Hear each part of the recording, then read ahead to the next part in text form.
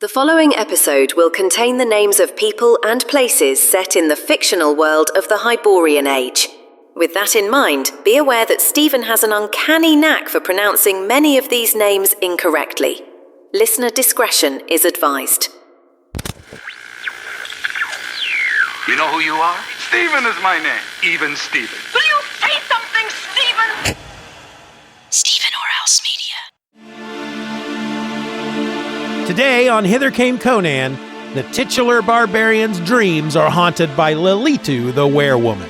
And so the big barbarian gets off his buns of steel and he hunts her down. Will Lilitu and her savage mate survive an encounter with Conan of Cimmeria? The answer may surprise you. Or not. I mean, the brain's a complicated thing.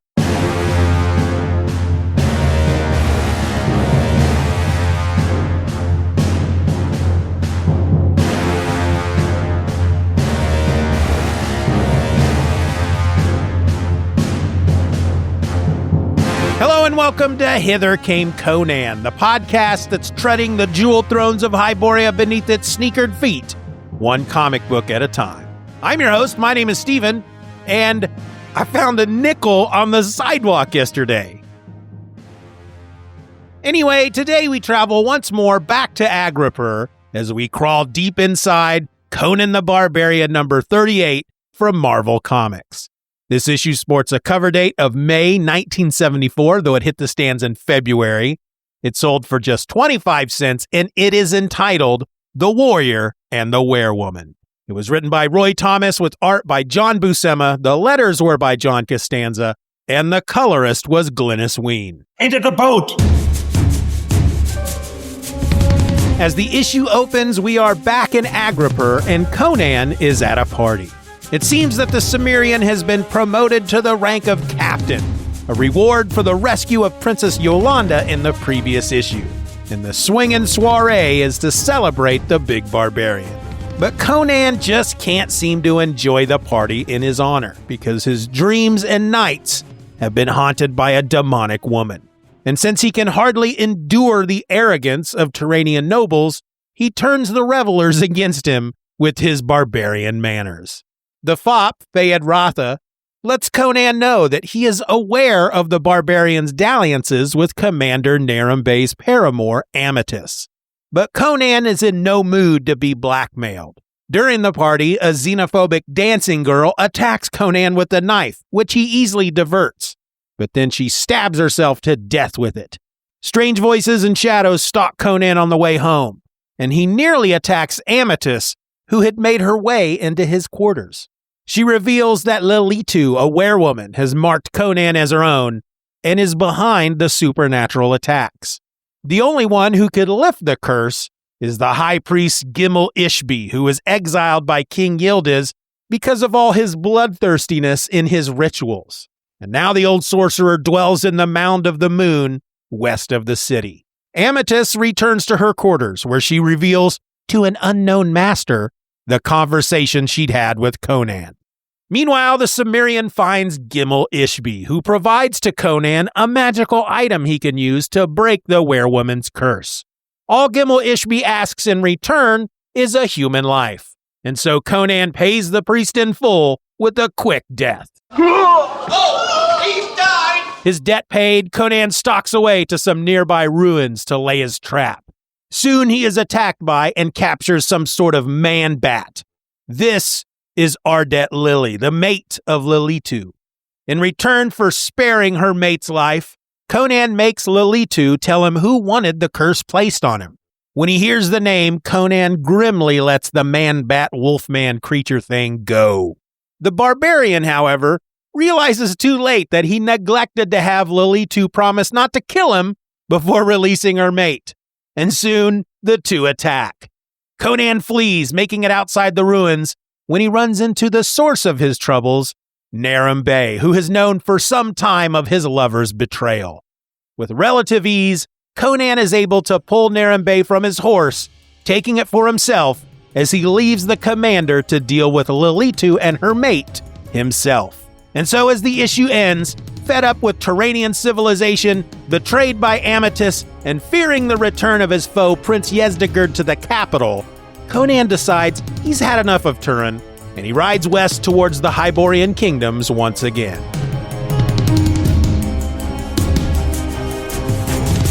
All right, so this story was based on the Robert E. Howard tale, The House of Erebus, which was not originally a Conan story, but instead featured Pyrrhus, a Greek barbarian who is cursed and then sets out to find out who did it and to get his revenge upon them.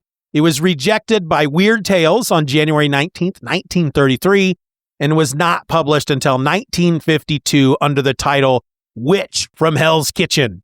And that was in Avon Fantasy Reader number 18. This issue had been in the works for a few months, as Roy had to introduce into the Conan comics the three characters from the House of Erebus, as they would play, they'd play a part, small or big, you decide, in the path that Conan chooses for himself here at the end of the issue. From the House of Erebus, the character of Prince Anakili became the foppish Fayed Rotha. There was also Naram Ninub, who would become Naram Bey, and then, of course, Amethyst, who, Roy decided to keep her name intact. Roy had introduced Naram Bey and Amethyst all the way back in issue number 32, Flame Winds of Lost Kitai, a full 6 months before this issue, The Warrior and the Werewoman, showing, I guess, how far in advance some of the planning was in regard to Conan's story folding out in front of them. Fayed Rotha, by the way, was first introduced in issue number 36, Beware the Hyrcanians Bearing Gifts, in case you wanted to, make note of that or something. With that said, grab up your copies of Conan the Barbarian number 38, because we are about to dive.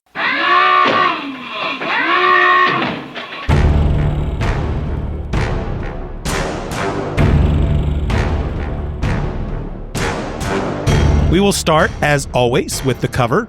This cover was penciled by Gil Kane and inked by Ernie Chan, and it features Conan, of course, battling Lilitu, who is perched on some type of pillar from the ruined city.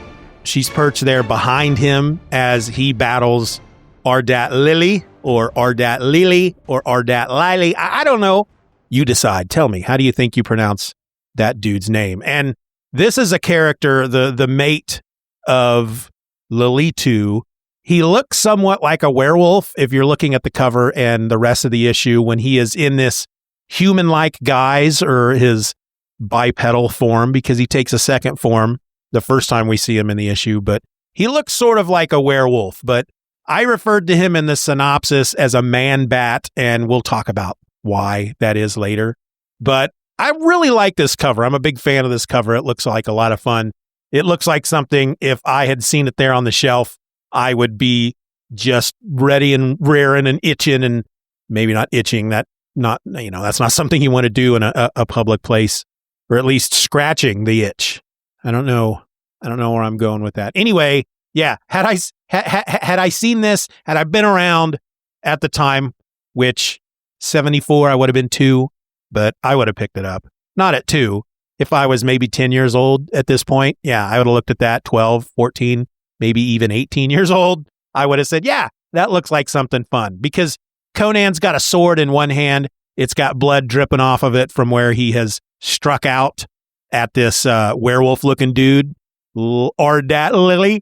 And in his other hand, he's got a dagger, and he looks pretty kick-ass. He's wearing his skirt, and his legs are spread wide open, but the artist and inker have covered his groin in black, so we don't see what's under the skirt. But I'm pretty sure we've seen in previous issues that he has a little pair of trunks on under there. His man thing isn't just dangling his twig and berries. They're not just dangling for everybody to see. That would be, I don't know, I'd be worried in a sword fight if my thing was just dangling there for any blade to catch it.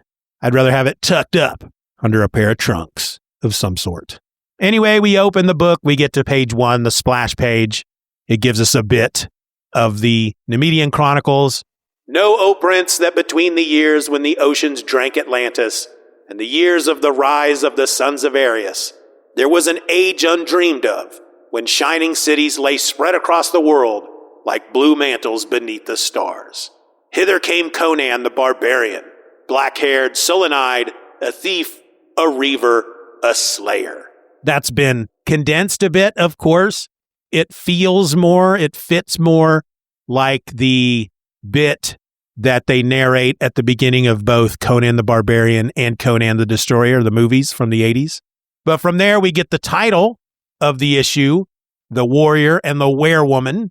And I guess before we should go any further, we should talk about the name of Lilitu, or the fact that Lilitu is referred to as a werewoman, because in his book, Barbarian Life, a literary biography of Conan the Barbarian, Volume 1, Roy Thomas does address the use of the word were in werewoman, saying, "And before anybody gets upset, I know as well as anyone that since the were in werewolf means man, the term werewoman actually means man-woman, not wolf-woman.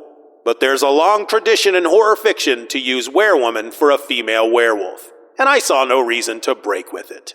They do actually, at one point, I'll try to remember to point it out, they do actually refer to her mate as a were-man, which in this case, based on what Roy is telling us, would be a man-man. So, yeah, doesn't make a lot of sense. Anyway, back to the splash page. We are at a party. It's actually the feast hall of Naram Bey, the commander of the cavalry garrison at Agripur. And Conan is sitting there next to Naram Bey. He's nursing a flagon of mead or a cup of wine. Who knows what he's drinking, but Naram Bey is sitting on some pillows. Conan is on one side of him, sitting on a pillow. And on the other side of Naram Bey is Amytis, who also, she looks like she has an empty glass of wine in her hand. And I don't want to say glass because they don't look like they're made of glass, but that's kind of the nomenclature of today.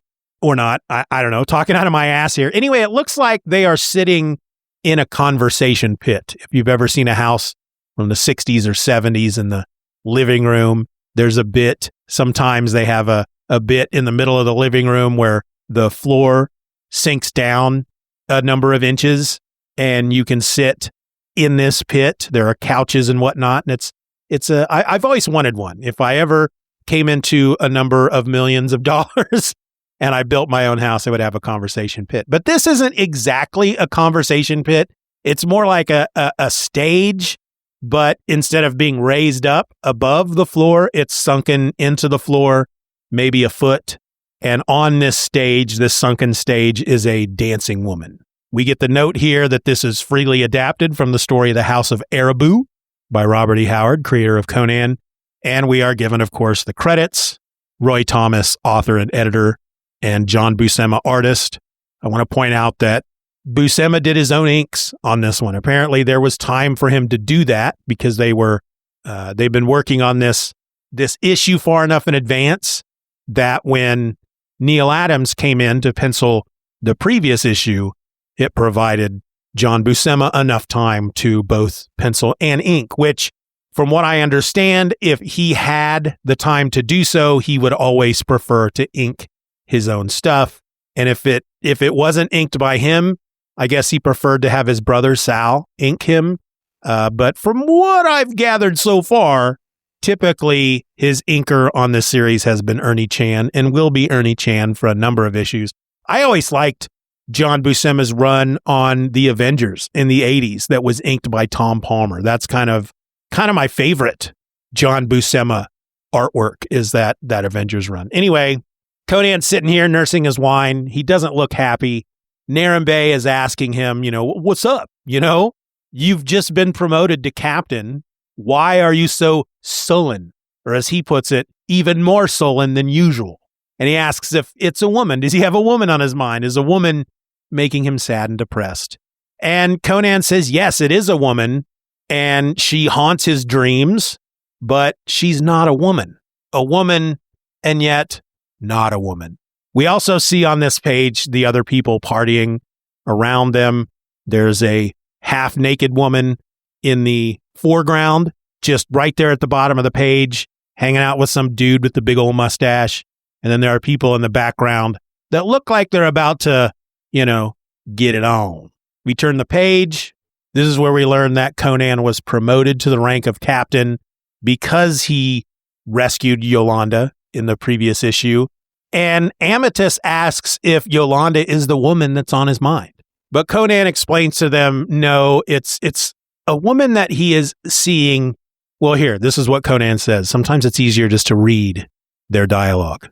I only speak what I see in my dreams. There in the midnight of my mind, I feel her sharp teeth in my neck. And I wake to hear the flutter of bat wings, the howl of an unseen wolf. Perhaps Juma was wise to ask a tour of duty rather than a promotion. And of course, here's where we learn why Juma is not in this one. He too helped rescue Princess Yolanda, but instead of asking for a promotion as his reward, he asks for a tour of duty, which gets him away from Agripper and Conan's thing, and that was probably the sweeter deal. That's when this dude just comes rolling up on Conan. He just comes stepping up to him. He's crouched over him, standing above him, bent over, slightly crouched. He's got 1 foot down in the sunken stage, 1 foot on the area of the floor where Conan is sitting. He's I don't know why I said crouched. He's kind of bent at his waist. He's got his arm resting on his knee, and he's holding a cup of wine, which is spilling out all over the floor. And he just starts getting all in Conan's face, telling him that he heard that Conan killed a number of priests on his last mission to Kitai. And apparently that upsets him for some reason or another. And Conan, being Conan, Conan's not going to take any shit from anybody. He doesn't get up, though, because that's not the way Conan rolls. He doesn't just immediately spring to his feet and start beating the guy down. He just simply asks from his seated position who the dude is. Actually, he doesn't even ask. He just says, I don't know you, fellow. And the guy tells him that his name is Ibi Enger, and he's Narambe's cousin. And so Conan, still seated, reaches out, grabs the guy from his shirt collar, basically, the front of his shirt, pulls him around in front of Conan, forces him to his knees. So now Conan, still sitting, has got this dude forcibly down on his knees in front of him. And Conan's telling him that, not that it's any of his business, but it was actually the priest's former subjects that slew them, and that the priests were wizards. They were the wizards of Lantangri. But most importantly, Conan wants to know how this asshole got that information, because it's supposed to be a secret. And that was ordered by Narambe himself. And so Conan wonders aloud to this guy that, is that something that happens in these so-called civilized lands, that, that people spy on their friends as well as their enemies? The guy, however, he's obviously frightened, but he considers himself to be a better person than Conan, because Conan's a barbarian.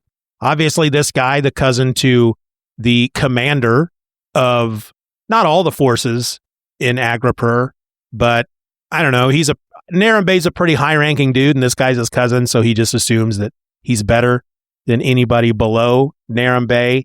And so he pulls a dagger, and he is going to kill Conan just for laying his hands on Ibi Enger, because Conan is below him, and you don't lay your hands on one of your betters.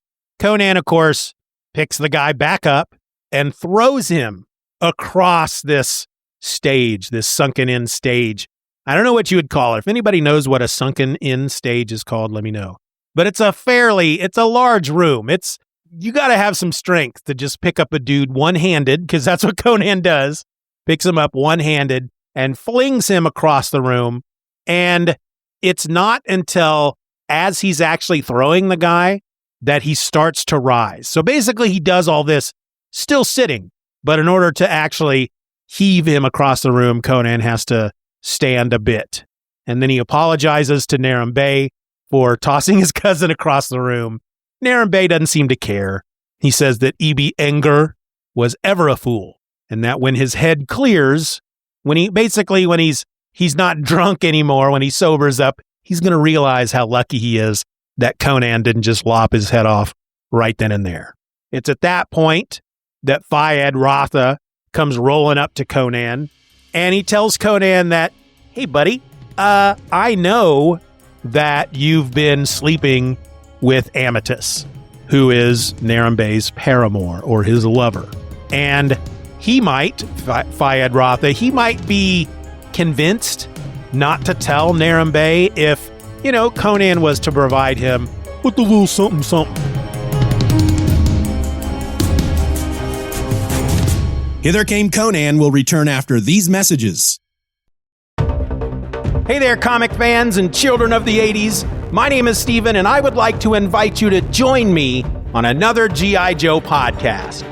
If you grew up yelling, "Yo, Joe!" or flipping through dog-eared issues of G.I. Joe, A Real American Hero, this is the show for you. Each episode, we're tackling one issue of the classic Marvel comic series, starting all the way back in 1982. We'll break down the stories, the artwork, the characters, the wild twists, the covert missions, everything that made this series one of the most surprisingly rich comic runs of the decade. We'll follow the rise of Snake Eyes, the schemes of Cobra Commander, the battles, the vehicles, the ninjas, the chaos, and the totally over-the-top, totally awesome storytelling that defined 80s action. Whether you're reliving your childhood or discovering these comics for the first time, I'm here to guide you through it all with excitement, insight, and plenty of nostalgia. So grab your gear and join the team, because the mission begins now. Yo, Joe!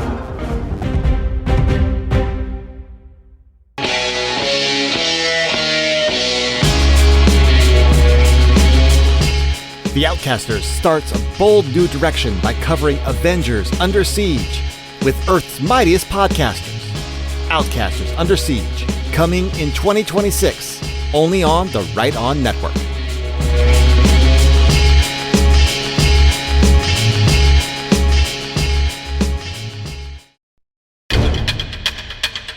And now back to Hither Came Conan.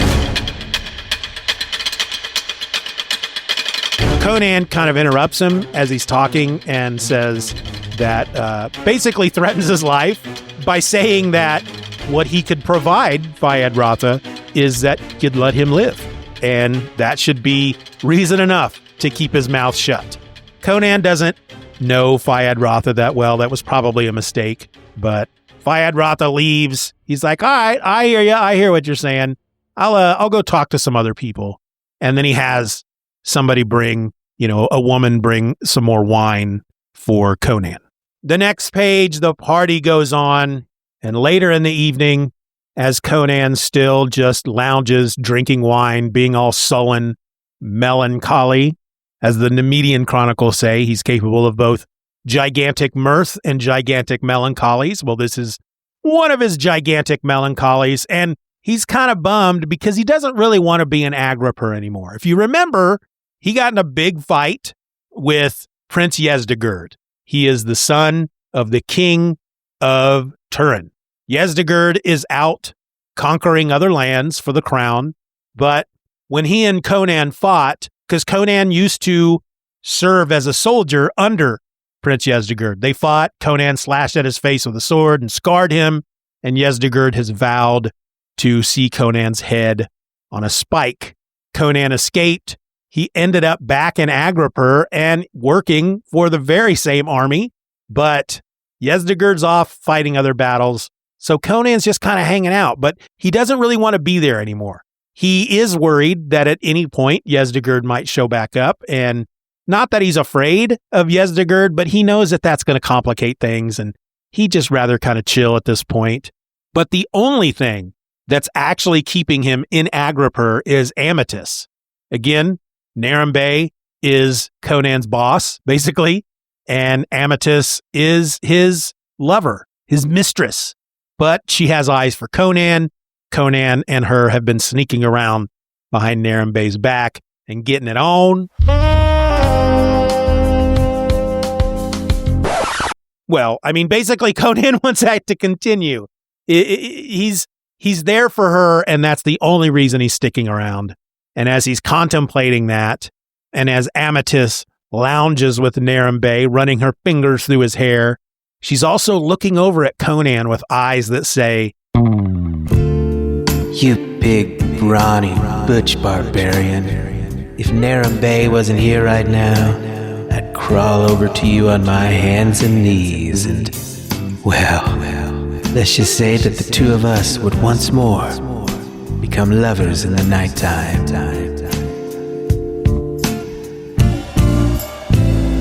It's then that this woman who had been dancing for all there to see, she's the entertainment, she suddenly draws a dagger and runs at Conan, telling him, well, this is what she screams out. Death to all foreign devils in the lap of Turin! Death to barbarians who sprawl at ease among the sons of Turim! And so, man of the West, death to you! She leaps on him. They tussle for a bit. Conan easily deflects the dagger, but then she turns it on herself, plunges it into her chest, and she dies. I do want to point out there are 2 panels on this page 4 of the story. When we see the dancing woman pull the dagger, she's taking it from one of the partygoers who has passed out. But for some reason, this is one of those instances where we're still in that era of comic books where the writer or writers, anybody who's writing comic books at the time, some of them don't quite trust the readers to understand what's going on. Because if you just look at the 3 panels in the middle of this page, we can see this dancing woman pulling a dagger. She's crouched over the inert body of a man who is obviously passed out drunk. In the second panel, she's running across the room with the dagger in her hand, and that's when she starts screaming death to all foreign devils in the lap of Turin. Well, you don't really need much to understand what's going on. You don't need any narration. You don't need anything to tell the reader. It's obvious she's pulling a dagger, and based on what she's screaming, she's there to kill Conan. Her eyes, when she pulls the dagger, are very big and bulging. She looks mad. She looks a little insane. The fact that the attack ends with her killing herself kind of tells you what her mental state is, but Roy apparently felt that the reader needed a little help. And so he has this dialogue from people off screen, off camera, off panel. So this is what we're hearing in the first panel as she's drawing the dagger from the passed out drunk guy. Look at the dancer, Belibna, at the wild light in her eyes. Why, she is drawing that drunken sot's dagger. And then in the second panel, as she's running across the room, just before she screams, death to all foreign devils, we hear, again, one of these 2 people, maybe a third person. Verily, the hand of the dark god Erlich is upon her. This just drives me insane. I don't know why Roy put this in here. I think it's stupid. It really took me out of the issue there for a second. I don't understand. I mean, I understand why he did it. I would assume, anyways, that he just doesn't trust the reader to understand what's going on here in these 3 panels, that he needs to point out that maybe her faculties aren't with her. But I don't know. I just don't like it. We didn't need it. We didn't need all that to figure out what was going on. And adding that in makes it hokey and corny. That's just my opinion. It just seems dumb. So we turn the page 5 of the story. The woman is dead. Conan is holding her. He's kneeling there on the floor. He's holding her dead body in his arms, and he hears a voice. But to understand what the voice is telling him, you need to know what he is saying first. Mitra! She drove the dagger deep into her own heart as she fell. Here was strong madness indeed. Madness, Outlander? Or a dead priest's curse? Conan looks around to see where the voice came from. It didn't come from anybody. According to the narration, the words seemed to come from no guest and from all of the guests at the same time. Well, that's when Conan's decided he's had enough of all this shit. He gets up and he leaves the party. Naram Bey leaves with him. So the 2 of them are walking down the dark streets of Agripur. Conan is asking Naram Bey if, the commander is worried about his reputation being seen hanging out with old Conan. Naram Bey's telling him, you don't got to worry about that. But that's when Conan sees a freaking cobra on the ground. And he steps between Naram Bey and the cobra, telling Naram Bey that, it is a cobra. It's something that he's only seen in Kitai, a snake that is more deadly than any other snake he's ever come across before. And he is about to chop it up with his sword when he realizes that it's gone. Naram Bey tells him it was never there in the first place and suggests that maybe Conan retires to his new quarters. But the way he says it almost as if he's trying to hypnotize Conan. Or maybe he's already inside his mind, maybe, because the way he suggests that Conan retire to his new quarters, what he says is this. Why don't you retire to your new quarters?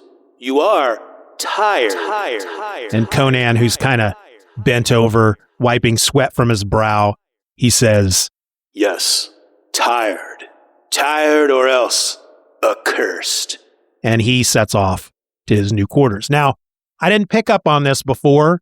It's not until later when I learned, of course, when we all learned as we're reading this issue, that Naram Bey is the bad guy, that he's found out about Conan and Amethyst, and he has sent Lilitu and her mate to kill Conan, and they are, or at least Lilitu is just fucking with Conan in his dreams and in his mind. Or maybe it's Naram Bey that's doing that, right? That's what I kind of pick up here with this one single panel, the way he says, you are tired. Because it's not a question. They don't put a question mark after it. It's more like he is implanting that suggestion into Conan's brain so that Conan then will feel tired and go home, which is exactly what he does. Back in his quarters, he strips off all of his clothes except for his boots, his skirt, and he leaves his belt with his sword still strapped to it, leaves that on as well, and he falls into bed, falls asleep, and he dreams again of some demon woman. And it's during these dreams that, he's haunted by this shadow of a woman. She seems to be up to no good. She's beckoning him. He kind of wakes up in the middle of this dream, and he still sees her there and can sense her there. But then suddenly, she's gone. He knows she was there. He can hear like a mocking laugh in the distance around him, kind of, right? But he knows that she was there. But then suddenly he senses that there is actually somebody in the room with him. We turn to page 7. He has drawn his sword, whips around, grabs up who's ever there in the room with him, and it turns out to be Amethyst. She has snuck away from her man, Naram Bey. He is sleeping, and she's come to Conan to, it's a booty call. It's a Hyborian Age booty call.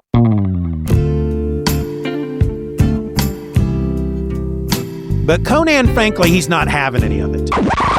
He's just not in the mood.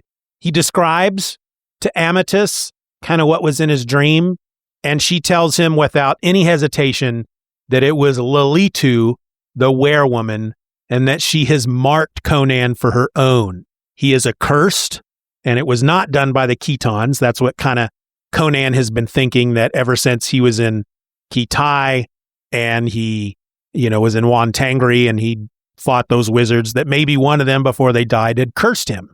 But she explains to him that that's not the case. It's Lilitu, the night spirit who dwells in the caverns of Erlik, who is some kind of dark god. Anyway, Conan's curious why suddenly she tells him this now.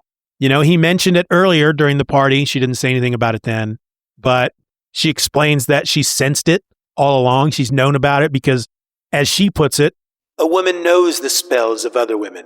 Which I guess just basically means that what she's trying to tell him is she knew that he was cursed by Lilitu, the werewoman, because she's a woman and she can sense it. That's just what women do.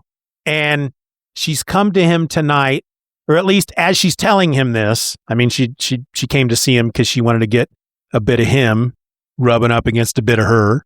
You know what I'm saying?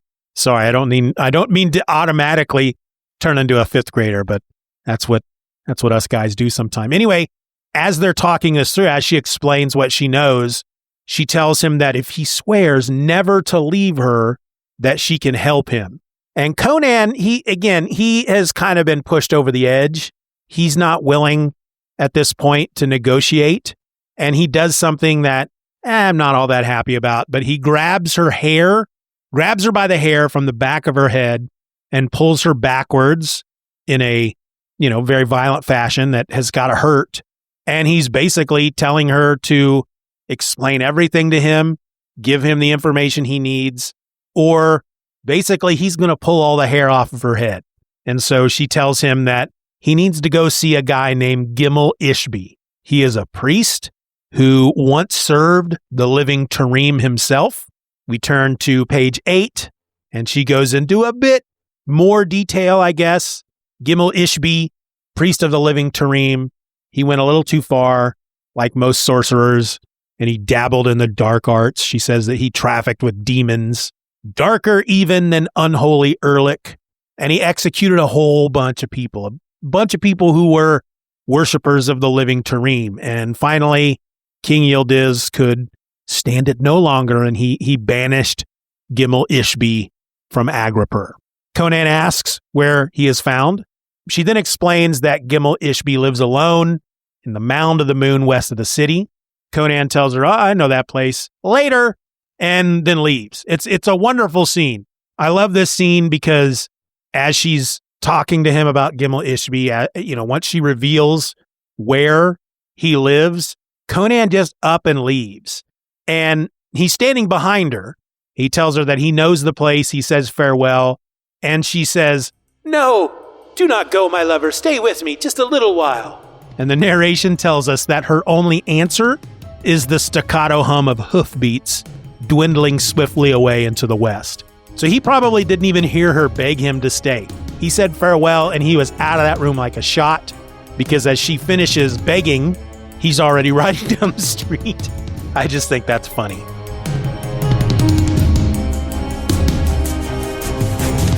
Hither Came Conan will return after these messages. Hi, I'm Eric, host of the Longbox Review podcast. I love comic books so much that I started Longbox Review to celebrate my love for them and connect with others who share my passion. Each month, I critique the comics I've read and present other topics, such as spotlights on specific issues, my comics history, the Legion Project with Peter Rios, where we discuss the Legion of Superheroes, and so much more. Additionally, the Longbox Review podcast feed includes The Gutters, my audio journal, and Center Seat, my Star Trek podcast. The Longbox Review website also examines comic books outside of the podcast, such as the series 52, Justice, and others. Please join me as I celebrate nearly 50 years of comic book reading and over 15 years of podcasting. You can visit longboxreview.com for more information. And thanks for listening. Do you love podcasting but hate editing? Do you have a number of episodes recorded but just can't find the time to get them edited and ready for release? Do you need help and you're not sure what to do? Well, come talk to me. My name is Steeven Orr. I have over a decade of experience recording and editing my own podcasts, and I want to put those skills to work for you. I can remove that background noise. I can reduce silences. I'll remove all of your ums and your uhs, as well as your throat clearings, sneezes, and coughs and such.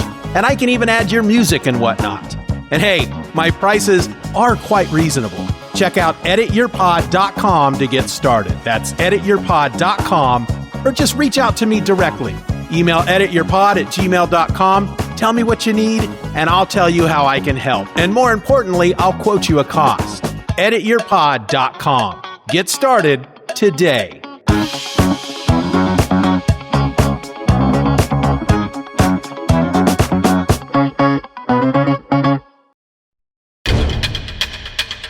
And now back to Hither Came Conan. So she leaves his room, starts heading back, I guess, to where she dwells, to Naram Bey's place, and she meets somebody in the shadows, a shadowy figure that we can't see. Somebody, it's made clear, who sent her to tell Conan about Lilitu. Apparently, though, she wasn't supposed to tell him about Gimel Ishbi, but she claims that Conan tortured her, which he did. And whoever this mystery person is that she's telling this information to decides, well, I guess if he knows that, I should probably head out, follow him, and make sure that everything is done the way it's supposed to be done. Conan then goes to find Gimel Ishbi. He finds him in this cave. Gimel Ishbi already knows who Conan is, even knows that Conan was just recently promoted to captain. And he tells Conan that it's because, despite the fact that King Yildiz has banished him, he still has like a shit ton of spies within Agripper, and they tell him everything he needs to know. Well, Conan throws a bunch of gold on the table saying that he needs some kind of charm because he's going to go fight some devils, and he needs a bit of sorcery to, give him an edge, right? I should add here real quick, I forgot to mention it. I said that when he fell into bed, he basically took off. He was wearing like a shirt and a cape along with his boots and his skirt and his sword.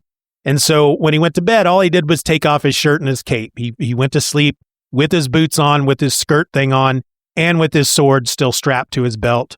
And so that's what he's wearing now. He was in such a hurry to get this taken care of. He didn't even throw his shirt on. He just goes out shirtless. But that's what Conan does, right? He's a big, hunky, shirtless dude. Anyway, he throws gold down on this table in front of Gimel Ishbi, tells him that he wants to buy some magic.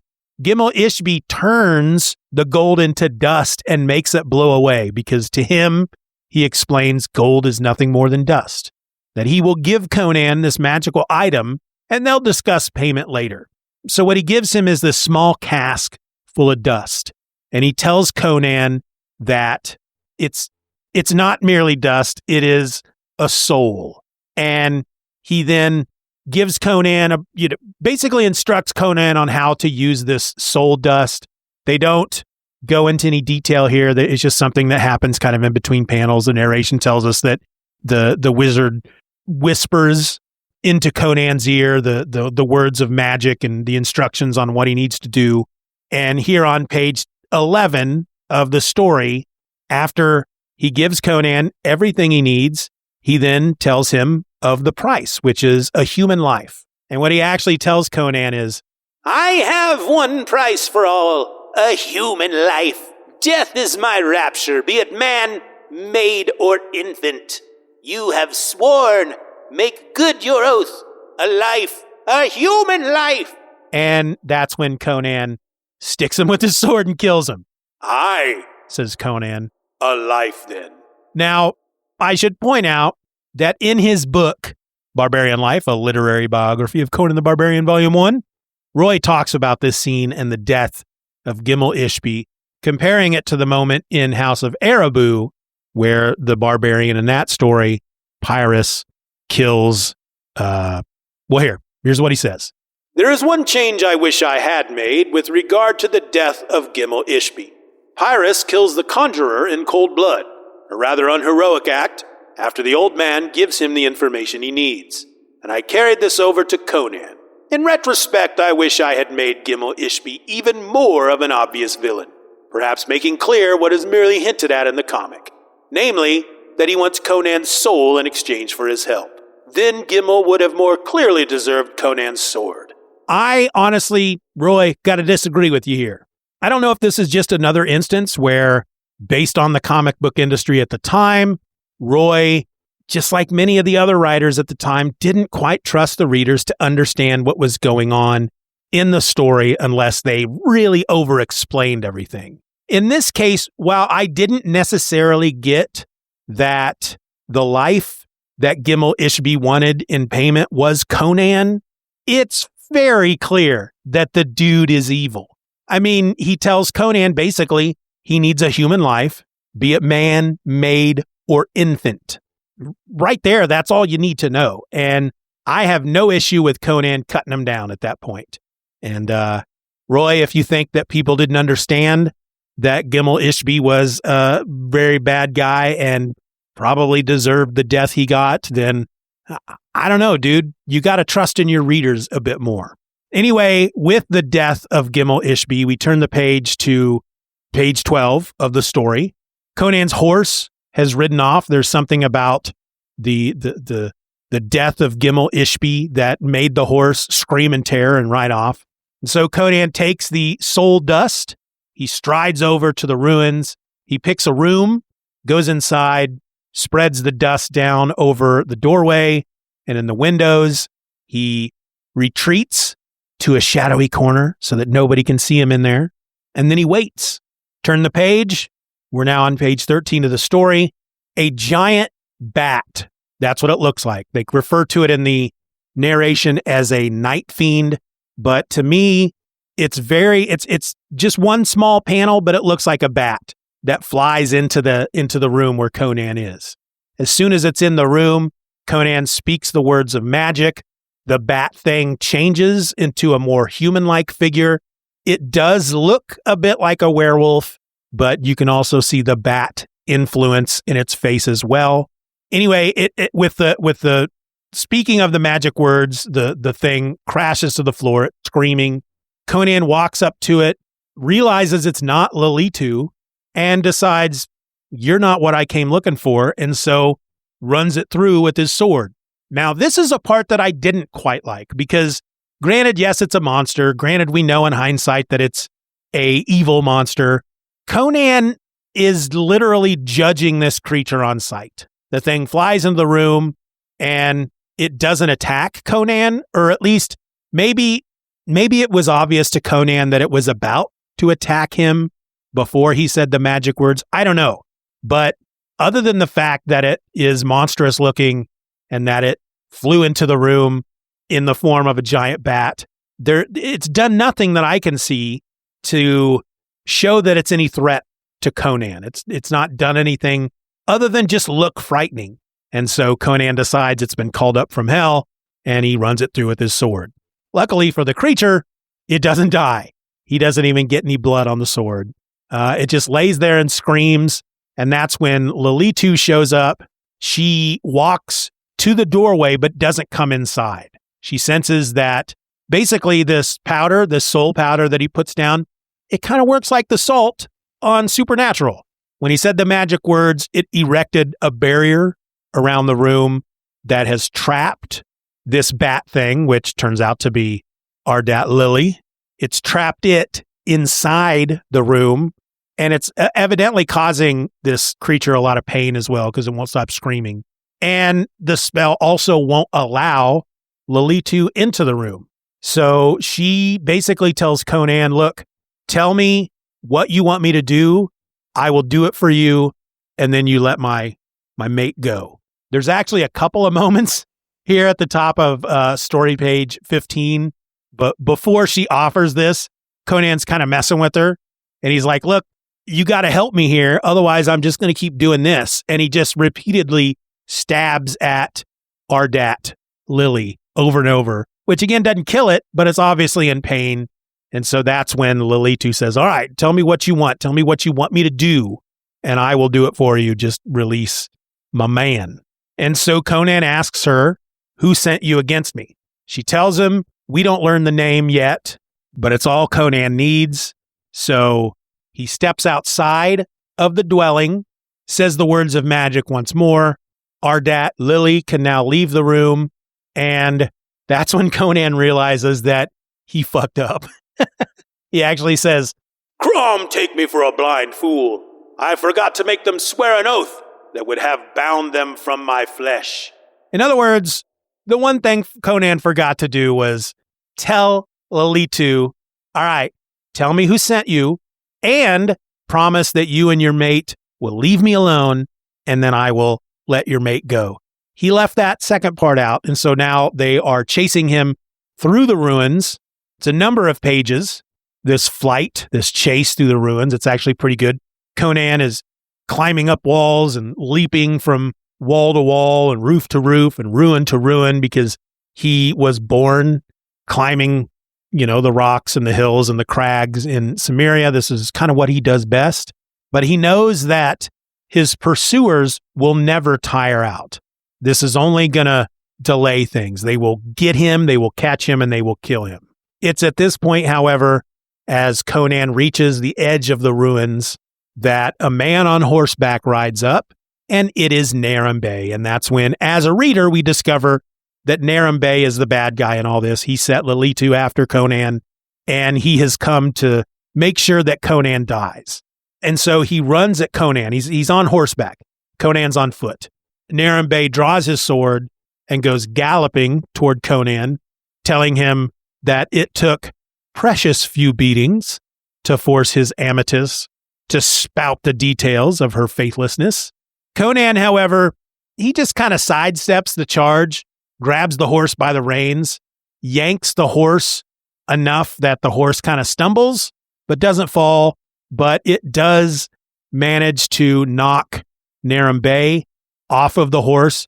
Conan kind of slashes at him as he falls, doesn't kill him, but Conan then climbs into the saddle, steals Naram Bey's horse, rides away, and on page 19 of the story, the final page of the story actually, Conan leaves Naram Bey to be killed by Lalitu and her mate, which Conan guesses that by killing him, they'll be satisfied.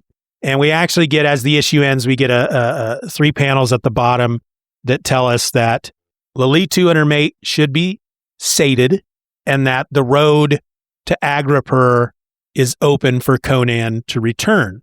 But he sits there atop his horse and he thinks for a bit, and he realizes that he doesn't want to go back to Agripur. The one thing that kept him in Agripur is the love of Amytis, but he's kind of decided at this point that he's had enough of her. And so he wheels his horse around to ride westward back toward the Hyborian kingdoms, which, as the narration says, are more to his liking. And the whole time he's laughing his butt off. And that's how the issue ends. It was a lot of fun. I really enjoyed this one. This is going to be up there in one of my favorites. I haven't ranked anything just yet, but this one was really good. I really enjoyed the art. John Buscema inking himself is something to behold. And I like that 6 months before this issue came out, Roy knew maybe not what each issue was going to be between issue 32 and this issue here, but he knew that he was getting to this. He knew that at some point Conan had to leave Turin. He can't stay in Turin. And so he found this story, House of Arabu, and it kind of fit with what he wanted to do to get Conan out of Turin. And so he started planting the seeds early by introducing Naram Bey and Amytis in issue 32. I like that kind of stuff. It's like the other host on the Superman Super Show, Ed, he always says that continuity is his reward for reading a book for hundreds and hundreds of issues, right? When you run into something in an issue that's like, they're calling back to an issue 3 years ago. And that's he feels like that's his reward. And I agree. I like that kind of stuff too. And I like how this was set up. And I like that it ends in such a way because there has come a point during all these issues in which Conan has been dealing with the Turanians. And it's gone back, like all the way back to when he first hooked up with Prince Yezdegerd. And I don't know what issue that is off the top of my head. I didn't make that note. So Alice is going to come in and let us know what that issue is. Conan first encountered the Turanians at the end of Conan the Barbarian, number 18, The Thing in the Temple, from June of 1972. But yeah, the Turanians have been such a big part of Conan's storyline for so long that it's nice to get to the end of this issue and know that we're moving away from that. We're getting back into the Hyborian lands. I feel like at this point, it just, the anything can happen, right? And it's not that I was feeling bored with the series so far, but we get to this issue, we get to this ending, and it's almost like, okay, now we're breathing some new life into the series. I didn't realize that things were getting stale until we got to this point, but now that we got to this point, I realized, all right, it was getting stale, and now let's get Conan back to doing what he does, which is roaming the world and getting into adventures. But that, folks, is all I have to say about Conan the Barbarian number 38, The Warrior and the Werewoman. If you have anything you'd like to add, let me know. The easiest way to do that is by email. The address is feedback@hithercameconan.com. So shoot me a line, and who knows, maybe I'll read it out in a future episode. Everybody out!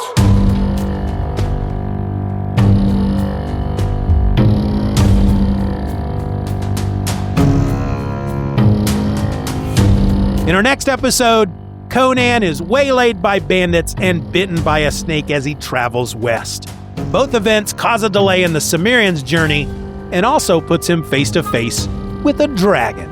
That's next time as we dive into Conan the Barbarian number 39, The Dragon from the Inland Sea, published in March of 1974. The synopsis used in this episode was taken from MarvelFandom.com and was not changed in any way. Well, that is except for the bits that I changed because, they were incorrect. They had to be changed. Anyway, the information used in this episode comes from Wikipedia, along with Mike's Amazing World of Comics at Mike'sAmazingWorld.com, and the book, Barbarian Life, a literary biography of Conan the Barbarian, Volume 1, by Roy Thomas, which you can get now at SumerianPress.com. And finally, the views and opinions expressed within this episode are mine and mine alone, and do not reflect the official policy or position of Marvel Comics, Roy Thomas, the Howard Estate, Conan, his sword, his steely thews, his many fans and supporters, and especially his god, Crom. Crom laughs at your 4 wins. So until next time, folks, keep your swords close by, never stop treading them jeweled thrones, and as always, be nice to each other. Bye! We would like to thank you for listening to this episode of Hither Came Conan. Questions and comments can be directed to feedback@hithercameconan.com. If you enjoyed the show, you can help to boost our presence online by leaving a rating or review on your favorite podcast app. We would also like to invite you to join our subscription program, Steeven or Else Beyond. And in return, you'll get episodes of Hither Came Conan early and ad-free. Check out the link in the show notes, or just go to hithercameconan.com to sign up today. Hither Came Conan is a presentation of Steeven or Else Media. For more nerdy content hosted by Steeven, check out SoManyPodcasts.com. All links will be in the show notes. Meanwhile, the Cimmerian finds Gimel Ishbi. Gimel. I like that name. Gimel Ishbi. Meanwhile, the Cimmerian finds Gimel Ishbi, who provides Conan a magical item he can use to break the werewoman's curse. Break it over her head. His debt paid, Conan stalks away to some nearby ruins to lay his trap. Ruins. Sunni is the Sunni. All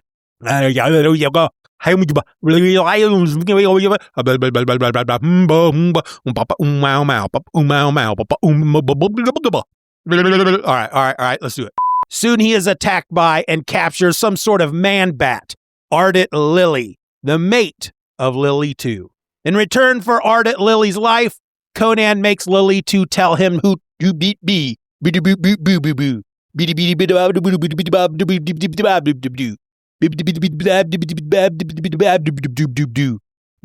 I'm just killing time here because I'm looking up the name of Ardent Lily in the comic book because Marvel Fandom has it listed as Ardent Lilu, but I'm fairly certain the comic book lists it as Ardent Lily, which, I don't know, I think is kind of a weird name.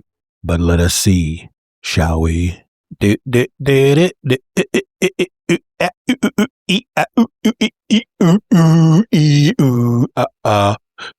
poop, bing, bing, bang. Walla, walla, ding, ding, dang, dong. Yeah, the comic says Ardent Lily. L-I-L-I. Lily or Lili? Ardent Lili? Ardent Lili?